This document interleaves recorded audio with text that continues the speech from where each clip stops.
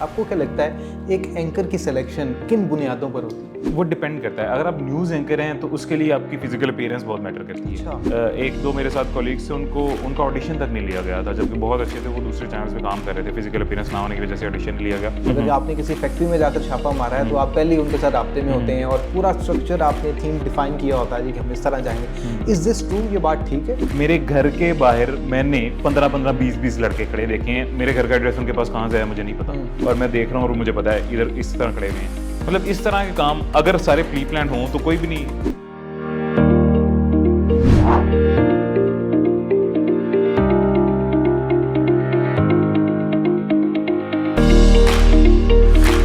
अस्सलाम वालेकुम व्यूअर्स, मैं हूं आपका मेज़बान और आप देख रहे हैं प्रोफेशनल विजडम।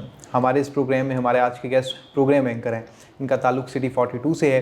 दीगर चैनल्स में भी इन्होंने काम किया और साथ ही साथ ये स्ट्रिंग ऑपरेशंस करते हैं, दीगर जगहों पे छापे मारते हैं। और इनसे हम जानेंगे छापे क्यों मारते हैं, आया कि इनके प्रोग्राम का थीम है और हर एंकर ही छापे मारता है या सिर्फ ये छापे मारते हैं। इनसे बात करते हैं। उस्मान भाई कैसे हैं? अल्हम्दुलिल्लाह मैं ठीक हूँ। हमजा भाई आप कैसे अल्लाह का हैं? शुक्र। आपने मेरा तारुफ तो करवा दिया, लेकिन उसमें एक चीज़ आप भूल गए कि मैं आपका भाई भी हूँ और बहुत अच्छा दोस्त भी ये हूँ, तो और मैं आपका कॉलीग भी हूँ, बिल्कुल ठीक रह चुका हूँ। बहुत शुक्रिया आपका। उस्मान भाई सबसे पहले मुझे ये बताइएगा कि आपके करियर का आगाज़ कैसे हुआ? आपने इंटर्नशिप की और उसके बाद मीडिया हाउस ज्वाइन किया? अच्छा, ये मेरी बड़ी मज़ेदार सी स्टोरी है। मैंने जब जर्नलिज्म की मेरी डिग्री थी मैं कंप्लीट कर चुका था, और मेरा प्रोफेशनल जर्नलिज्म में आने का कोई इरादा नहीं था।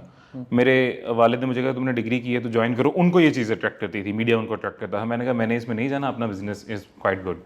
उन्होंने कहा ज़रूर जाना चाहिए। एक दिन उनको पता चला कि सिटी में ऑडिशंस हो रहे हैं। मेरी उससे पहले इंटर्नशिप में कर चुका था। अच्छा, मुख्तलिफ पहले चैनल्स किधर आपने इंटर्नशिप? लाहौर न्यूज़ में की थी, दुनिया ग्रुप में, GNN में की थी, ठीक है। और उसके बाद सिटी मेरा थर्ड इदारा था। बिल्कुल ठीक है। मैंने इलेक्शन सेल जियो में भी काम किया था। अच्छा, इलेक्शन जियो में सेल भी के आपने दौरान, काम हाँ, किया? जियो में इलेक्शन भी सेल काम में? किया, इलेक्शन बिल्कुल सेल से। ठीक है। अच्छा, मेरे वालिद साहब को पता चला कि सिटी में ऑडिशंस हो रहे हैं, हायरिंग हो रही है। उन्होंने कहा कि जाओ ऑडिशन दे के आओ। मैंने कहा ठीक है चला जाता हूँ। अब मैं ये मुझे मैंने अभी रखी, आपको तो पता होगा, पहले आपकी तरह क्लीन शेव था मैं। अच्छा, तब मैंने शेव भी नहीं की। मैंने कहा ऐसे ही चले जाते हैं, खैर है, कौन सा करना है। वहाँ गए और वहाँ जाके आप तो जानते हैं वहाँ के लोगों को, उन्होंने देखा, देख के अल्लाह ने मामला सेट किए तो बस हायरिंग हो गई, मैं सिलेक्ट हो गया। वो दिन और आज का दिन मैं 10 दफ़ा फैसला कर चुका हूँ कि मीडिया क्विट कर देना चाहिए और किसी और प्रोफेशन या किसी और ट्रैक पे आना चाहिए। मेरे वालिद मुझे बकअप करते हैं हर दफ़ा, और वो मुझे कहते हैं कि गुड थिंग्स टेक टाइम, तो इसी वजह से यहीं रहो और हालात बेहतर हो जाएंगे। तो इसी वजह से मेरी ये जर्नी का आगाज़ ये था। बिल्कुल ठीक है। जब सिटी में मैं आया तो आपको पता है, आपकी तरह एंकरिंग में आया था, न्यूज़ एंकरिंग में। आप मेरे से सीनियर थे और आपसे मैंने काफ़ी कुछ सीखा भी।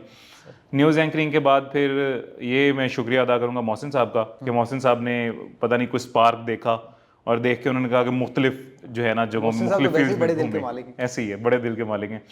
उन्होंने घुमाया मुझे, कभी रिपोर्टिंग में, कभी सोशल मीडिया पे, कभी न्यूज़ एंकरिंग में, कभी प्रोग्रामिंग में।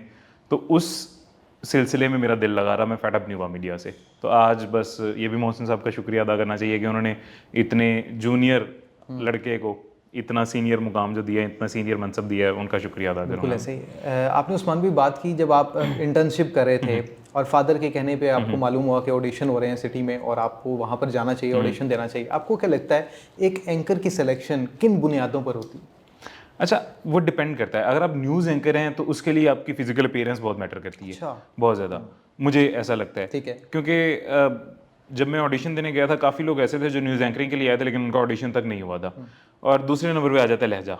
फिजिकल अपीयरेंस तो फिर आपको पता है अच्छा, स्क्रीन पे आपको क्वाइट लगता है चेंज कि हो जाती लहजा है। दूसरे नंबर पर है, लहजा फिजिकल दूसरे नंबर पे, हाँ जी, मुझे बिल्कुल ऐसा लगा था। क्योंकि अब बात तो उन्होंने बाद में सुनी, लहजा तो उन्होंने बाद में सुना, पहले तो फिजिकल अपीयरेंस देखे।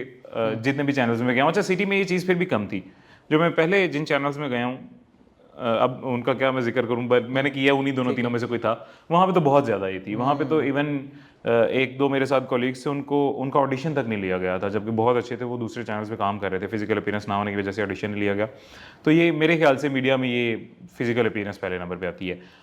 अब एक स्टार्ट करने के लिए फिजिकल अपीयरेंस मैटर करती है। जब आपका ट्रैक आ जाता है, आप स्टार्ट कर लेते हैं। अब अक्सर हमारे लोग हैं, उनका भी नाम नहीं मैं लेना चाहूँगा, जो जिनके पास फिजिकल अपीयरेंस नहीं है, लेकिन प्रोफेशनली वो इतने ज़्यादा अच्छे हैं कि अच्छे बड़े चैनल पे, बड़े मनसब पे बैठे हुए हैं। ताबिश को देख लें, हाँ। ताबिश कितना गुड लुकिंग है, लेकिन उसके पास जो एक उसने अपने टैलेंट की वजह से जगह बनाई है, पहचान बनाई है, वो भी पाकिस्तान में कोई नहीं इतनी बना सका। कोई शक नहीं इसमें। अच्छा, मुझे अब ये बताएं, आपका ऑडिशन हुआ, आप सेलेक्ट हो गए, यू आर लकी वन। जब आपकी सिलेक्शन हुई, आप न्यूज़ एंकर रहे, फिर उसके बाद आपको प्रोग्राम मिल गया। क्या फ़र्क देखते हैं प्रोग्राम एंकर में और न्यूज़ एंकर में? टेंशन अच्छा, उसमें बहुत कम है। न्यूज़ में टेंशन बहुत कम है, बहुत कम है। अच्छा, न्यूज़ एंकरिंग में सुकून है, टेंशन कम है। जो आपको पीछे से डायरेक्शंस मिलेंगी, जो आपको प्रॉम्प्टर पे सामने दिखाई देगा, आपने ऊपर पढ़ना है। लेकिन बहुत से ऐसे न्यूज़ एंकर्स हैं, वो कहते हैं कि न्यूज़ एंकरिंग में बहुत हैपनिंग होती Hectic है, ब्रेकिंग आ रही होती Breaking है, आ रही थी, हमें ऐसी करंट है। अफेयर्स के साथ जुड़े रहना ऐसी पड़ता है। ऐसी जबकि ऐसी प्रोग्राम एंकर है, उसे एक थीम मिल गया, उसने रोड शो करना है और ये हकीकत है। लेकिन वो हेक्टिक है लेकिन इजी है। प्रोग्रामिंग में अब मैं आपको डिफिकल्टीज में आपको बताता हूँ क्या है। डिफिकल्टीज ये है कि मेरे से मेरी ऑडियंस सारी नाराज है और अभी तक नाराज है, और मेरे कभी आप तो बल्कि देखते रहते होंगे, कभी मेरे शोज देखें, नीचे कमेंट्स में मुझे हेट ज्यादा मिल रहा होता है। उसकी वजह यह है कि मैं कसूरवार आवाम को ठहराता हूँ।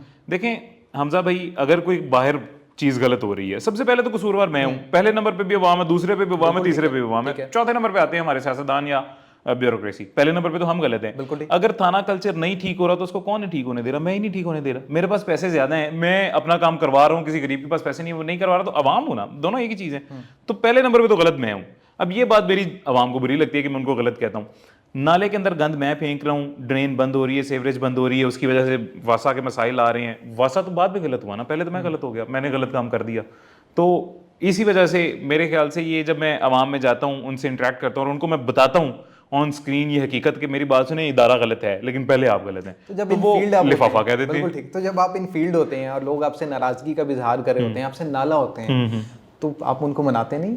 बिल्कुल मनाता हूँ। वो आपको मेरा पता है अंदाज से बड़ा, फिर मैं प्यार से उनको मना तो लेता हूँ, लेकिन हकीकत में रहता इसी बात पे हूँ। मतलब इसी बात पे, हकीकत पे ही रहता हूँ कि पहले नंबर पे गलत आपने, अवाम आप। आज के दौर में जहाँ डिजिटल मीडिया का बहुत चर्चा है, दीगर चैनल्स हैं, बेशुमार चैनल्स हैं, किस तरह आपको पता चलता है ये कि आपका प्रोग्राम टॉप रैंकिंग में जा रहा है? अच्छा, ये इसमें जो ब्रॉडकास्ट की रैंकिंग होती है उसके लिहाज से तो हमारे ऑफिस वाले हमें खुद देख के बताते हैं ना, वो ट्रांसमिशन हमें देख के बता देते हैं कि रेटिंग क्या आ रही है। उसके अलावा सोशल मीडिया पे इस तरह से हम उसको रेट करते हैं कि उस पर शेयर्स किस किस्म के आ रहे हैं, और जो शेयर्स के ऊपर लोग कैप्शंस दे रहे हैं वो किस तरह के हैं, फिर उसके व्यूज़ किस तरह के आ रहे हैं। तो काफ़ी लोग पसंद भी करते हैं, काफ़ी लोग हेट भी करते हैं। अब आपने एक शो मेरा देखा होगा, मैं एक फैक्ट्री में गया था, छोटे बच्चे जहाँ पे काम कर रहे थे। मैंने उस बच्चे से पूछा यहाँ पे क्यों काम कर रहे हो? अभी कैमरा माइक कुछ नहीं लगा था, जनरल डिस्कशन में से कर रहा था। उसने कहा मेरे अम्मी अबू मेरे से काम करवाते हैं। मैंने कहा क्यों, स्कूल नहीं भेजते आपको? कहता नहीं। मैंने कहा कितने पैसे मिलते हैं? कहता 8,000। एक बच्चा जो 12 घंटे काम कर रहा है, पूरा महीना काम करता है, संडे का भी ऑफ नहीं है, 8,000 रुपया वो महीने का ले रहा है, तो उसके वालिदैन गलत है। दूसरी साइड पे देखा जाए तो जो महंगाई का आलम है, वो 8,000 से उनके घर का क्या पता सर्कल चलता हो। अब उस बच्चे को वहाँ से बचाने का या उस इशू को हाईलाइट करने का मकसद ये था कि कुछ देर पहले ये वो एक जज साहिबा की, जज साहिब की बीवी ने जो एक बच्ची पे तशद्दुद किया था, वो केस हुआ था। उसके बाद मैंने कहा कि इसी तरह के केसेस होते हैं फैक्ट्रीज में, बच्चे काम ही क्यों कर रहे हैं, इसको हाईलाइट करना चाहिए इशू को। ठीक कह रहे हो। अब वो हाईलाइट करना जरूरी था। ऐसे काफ़ी बच्चों को जो घरों में काम कर रहे हैं लेकिन उस 8,000 या 5,000 या 10,000 की मजबूरी के लिए मार भी खाते हैं और बर्दाश्त करते हैं, फिर वेंटिलेटर पे उससे ज़्यादा दिन निकाल देते हैं। ये लोगों को बताना बहुत ज़रूरी था, लेकिन लोग उस वक्ती तौर के 8,000 5,000 को देख रहे थे, इस वजह से मेरे से नफरत कर रहे थे कि आपने गलत काम किया। बिल्कुल ठीक है। अच्छा, मुझे ये बताएं कि बहुत से लोग ऐसा समझते हैं जो घर में बैठ के टीवी देखते हैं, जो मीडिया की फील्ड से नहीं है, वो समझते हैं कि ये जो स्ट्रिंग ऑपरेशंस होते हैं ये प्री प्लान्ड होते हैं। अगर आपने किसी फैक्ट्री में जाकर छापा मारा है तो आप पहले ही उनके साथ राब्ते में होते हैं और पूरा स्ट्रक्चर आपने थीम डिफाइन किया होता है कि हम इस तरह जाएंगे। Is this true? ये बात ठीक है? ऐसे ये बात बिल्कुल ठीक नहीं है। मैं हमजा भाई आपको एक बड़ी मज़ेदार बात बताऊं, मेरे साथ 2 दफ़ा ऐसे वाक़यात हुए तो वैसे काफ़ी दफ़ा, हर दफ़ा ही इस तरह की बात होते हैं। 2 दफ़ा ऐसे वाक़यात हुए। मैं एक दिन एक सिग्नल पे गाड़ी में अपनी खड़ा हुआ और मेरे पास परमिट भी है, मैंने परमिट लेके पेपर लगवाए हुए हैं, टेंट की हुई है विंडो, तो मैं अंदर नज़र नहीं आता कि मैं हूँ या कोई और है। तो एक बाइक आई है, रात का वक्त है, उसने नॉक किया है मेरे विंडो पे ना। मैंने ऐसे देखा, मैंने नहीं खोला, मैंने कहा कोई हादसा भी हो सकता है, नहीं खोलना चाहिए, कोई चोर हो सकते हैं, डकैत हो सकते हैं। ठीक कह रहे हैं। मुझे मेरे नंबर पे कॉल आई, पर्सनल नंबर पे। मेरे पास 2 नंबर है, एक ऑफिशियल, आपको तो पता है, ऑफिशियल एक पर्सनल नंबर पे मुझे कॉल आई। मैंने कॉल पिक किया, 9 नंबर था। उन्होंने कहा कि सर इस जगह इस सिग्नल पे खड़े हैं जी, गुराया साहब आप? मैंने कहा जी मैं इधर ही खड़ा हूँ। मैं एक पाकिस्तान तहरीक इंसाफ का सियासतदान था, उसके खिलाफ मैंने थोड़ा सा शो किया था क्योंकि काम नहीं कर रहा था, मुझे बताना था। तो मुझे उसने कहा कि उनका पीछा छोड़ दें। मैंने कहा सर आप कौन बात करें? कहता मैं आपके साथ जो बाइक खड़ी हुई है इस पर बैठा हुआ शख्स बात कर रहा हूँ।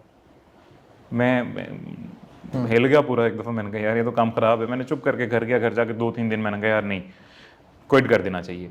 उसके बाद मैं एक जगह पे गया, मेरे घर के बाहर मैंने 15-15 20-20 लड़के खड़े देखे हैं। मेरे घर का एड्रेस उनके पास कहाँ से आया मुझे नहीं पता।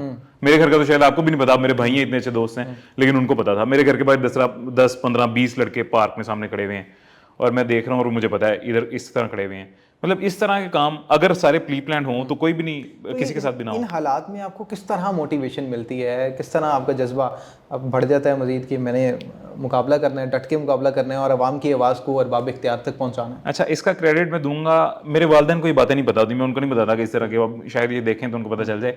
इसका क्रेडिट मैं दूंगा दोस्तों को और आप जैसे भाइयों को जो मुझे मोटिवेट करते हैं और जो कहते हैं कोई मसला नहीं, हम आपके साथ हैं, ईजी हो जाओ, रिलैक्स हो जाओ, सब कुछ होगा। और सेकंड नंबर पे मैं दूंगा अपने इंस्टीट्यूट को जो मुझे बैक करता है इस लिहाज से। मेरे साथ आज तक जब भी कोई एक दो हैपनिंग्स हुई हैं, मैंने अपने इंस्टीट्यूट को बताया तो उन्होंने फुल बैकअप दिया है मुझे। बिल्कुल ठीक है। गुफ्तगू आपने सुनी है जनाब, और किसी ने कहा ना कि मुफाहमत ना सिखा जबर नारमा से मुझे, मैं सरबकफ हूँ लड़ा दे किसी बला से मुझे। गुफ्तगू आपने सुनी और बहुत कुछ जानने को सीखने को मिला होगा। इसी के साथ अपने मेज़बान हमजा ज़ैब को इजाज़त दें। अल्लाह ने के बाद।